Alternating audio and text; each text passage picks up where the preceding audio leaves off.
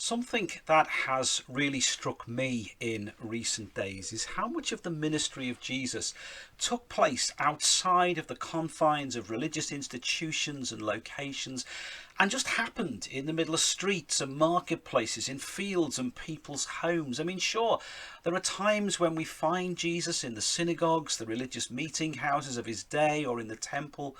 But the ministry of Jesus, the presence of God, the power of God is by no means restricted to those settings. People were able to learn from God and to experience the goodness of God and to be inspired and transformed by the message of God in all kinds of places. And so wherever you happen to be watching this, God is no less able to be present with you in the here and now as anywhere else. And it's that idea of seeing the potential of the here and now and embracing what we do have rather than being too concerned about what we might feel denied of that I want to think about with you for a few moments. And if you're used to using these videos, you'll know that I'll be inviting you to find some time and some space to reflect on a couple of things. And I really would encourage you, if you can, not simply to watch this alone, but to join with others, even if it's just agreeing a time when you look at it and then give each other a ring and just share something of that experience together. And if you find this a benefit, then please take a look at the reflection section of our website or our YouTube channel, where you will find plenty more. But like I said, this is really about thinking about what we have in the here and now. So let's stay with that for a moment. And I particularly want to invite you to do that by looking at a story that Jesus told, a story he told to try and describe something of what the kingdom of heaven is like. And we find this particular story in Matthew's Gospel, chapter 25. And I'm going to be reading from verses 14 to 27. And this is what he says. For it will be like a man going on a journey, who called his servants and entrusted to them his property. To one he gave 5 talents, to another 2, to another 1, each according to their ability. And then he went away. And the one who received 5 talents went at once, traded, and made 5 talents more. So also the one with 2 talents made 2 talents more. But the one who received 1 talent went and dug in the ground and hid the money. Now after a long time the master returned and settled accounts with them. And the one who received 5 talents came forward, saying, Master, you delivered to me 5 talents, and I have made 5 talents more. And the master replied, Well done, good and faithful servant. You've been faithful over a little. I will set you over much. Enter into the joy of your master.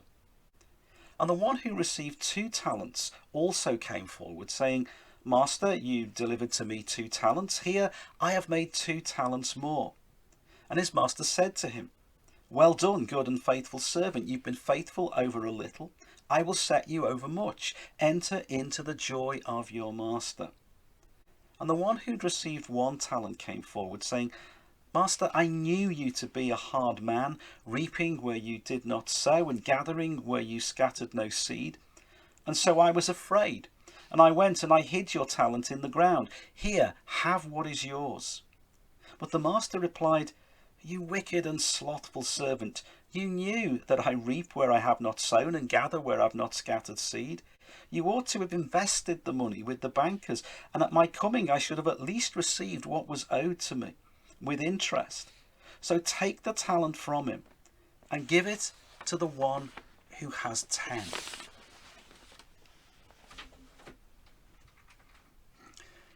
Now, if you've ever come across the term Protestant work ethic, then you may well look back to this story as part of its source, because at face value, it's easy to see this as just the story of busy, busy, busy, or in the case of the 3 servants, busy, busy, and not so busy. But I think that this is more than simply an exhortation to be as productive and occupied as we can be. In fact, there are plenty of occasions in the Gospels when Jesus encourages people who are preoccupied and laden with activity to find some rest and liberation from all of that. So I'm not sure that this is intended to merely present God as expecting us all to be as manic and busy as we can. And it's interesting to notice in that respect that the third servant is not criticised for failing to do what the other two did, or for failing to keep pace with their measure of activity. The property owner had already recognised that they had different levels of capacity, and from the discussion recorded at the end would have been content for it to have simply been invested with the bankers. And so, like I said, I don't think this is a call to just make sure we're always keeping ourselves busy and occupied. But what the third servant was criticised for was a refusal to engage with the reality of circumstances, to bury what had been entrusted to them in the ground, and to simply hide away from the new reality that had emerged, and to wait for the return of something safer and more familiar. And anyway, the point of the parables of Jesus is not simply to urge us to recreate the earthly circumstances that he describes, but to use those earthly circumstances as a lens through which to better grasp some heavenly realities. So if, therefore, we are to use God's word as a lamp to our feet and a light to our path, to quote the book of Psalms, then what light can this story shed on our immediate circumstances and our understanding of what it means to be part of God's kingdom? And perhaps we can reflect that by looking at how each of these three servants responded to their immediate circumstances. And what we first recognise is that they had to come to terms with a sudden and unexpected change in their situation. There they were, happily playing their part, whatever that part may have been, in the enterprises of their employer, and then suddenly everything changes. Their employer disappears, we think, to a distant land, and instead of being there to direct and oversee their activities directly, he places responsibility into their hands. He leaves them to administer his resources in whatever way they see fit. And I sense that there is something of an echo of our own current experience in that moment. I mean, certainly at the time of putting this talk together, we are experiencing a significant curtailment in our religious activities. But that doesn't mean that God is any less present, or that we have any less opportunity to experience God, or to worship God, or to learn from God. But much of that responsibility has been placed into our own hands. And the question this leaves us with is the one that I alluded to at the beginning. How are we going to respond to that changed reality? Are we going to become concerned about what we don't have, or might we explore the potential of what we do have? And so I want to invite you to look at this story, particularly from the perspective of the one in the middle, so to speak, the employee that was given 2 talents to look after. Because it strikes me that of the 3 of them, they were the one who were particularly faced with that choice. Which way do I look? They could have so easily looked to their colleague who had 5 talents and noticed that they had considerably less, and having done that, perhaps taken the lead from the holder of the single talent and just said, well, I haven't got the same resources, I don't have the same opportunities, and so what on earth can I do? Or for that matter, looked to the holder of the 1 talent and thought, well, I've got more talents than you, so the onus is on you to reach my standard. But it seems to me that the heart of this story is not to compare ourselves with others, but to recognise the opportunities that have been placed in our hands, and to recognise the one from whom that responsibility has come. And Jesus points out in the story that the distribution of wealth was very much a reflection on the ability and capacity of each to whom it was given, not a measure of the expectation that was placed upon them. In fact, at another level, they were all given exactly the same thing: responsibility. And if we take a moment to absorb that rather difficult exchange between the employer and the employee at the end of the story, it seems to me that this responsibility was in some way or other to reflect the values and purposes of their master with whatever resources they had in whatever situation they found themselves. And I sense that this common expectation is underlined by the way Jesus uses repetition in the story, which doesn't happen that often in the gospel narratives. Well done, good and faithful servant. You've been faithful over a little. I will set you over much. Enter into the joy of your master. Jesus is depicted as using exactly the same phrase in response to each of the first two. Not, well, you've been faithful over slightly more than them, or you must have a little less joy because you've generated on a slightly smaller scale. The reward is the same because their behaviour is the same. They've been faithful and responsible and sought to reflect the intent of the one who entrusted the responsibility to them. So I want to invite you to maybe pause for a few moments and simply ask, well, what has God entrusted to me? And what does God want me to do with that? Am I going to see what I have in earthly and comparative terms? Well, more than that person, but not so much as that one. Or am I going to see myself as belonging to the household of God, and therefore see whatever has landed on my lap, so to speak, even though it may be very different to what has landed on someone else's lap, as a reflection of that identity, a servant of God in whom God has invested the responsibility of seeking God's purposes amidst the reality that I now face. A reality that may be very different to what I was used to. A reality that may not be exactly the same as other people's realities. But a reality in which God's nature can be reflected through my use of the resources that God has entrusted to me. But I also want to look at this story from another perspective. Now, I know that it's only a story, an illustration. But I wonder how the other two felt when they saw the failure of their colleague and heard those words of criticism and condemnation. I wonder how the now holder of 10 talents felt when another one was added to them. You know, it's easy to imagine them as feeling quietly pleased with themselves, gaining at the expense of another's failure. But that's an assumption on our part.